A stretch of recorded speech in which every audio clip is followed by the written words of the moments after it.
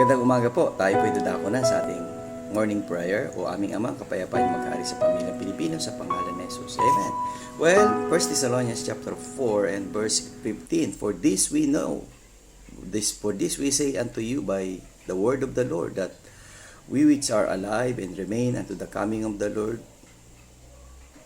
shall not prevent them which are asleep. Well, sabi nga tayo mga nabubuhay na tumanggap kay Kristo ay nakakasama rin natin yung mga tao na naunang tumanggap na sa atin, Panginoong Kristo, na namatay. At tayo sama-samang kukunin ng ating Panginoong Kristo sa kanyang pagbabalik. Nawa, kaibigan, handa ka na sa pagbabalik ng ating Panginoong Kristo? Tinanggap mo na ba si Jesus? Kung hindi pa, sundan mo ang panalangin na ito. Sabi mo, aking Panginoon, Jesucristo, tinatanggap kita ngayon na aking maging Panginoon tagapagligtas. At nais kong sumunod sa inyong kalooban sa pangalan ni Jesus. Amen. Kaibigan, kung tinanggap mo si Jesucristo sa araw na ito, congratulations.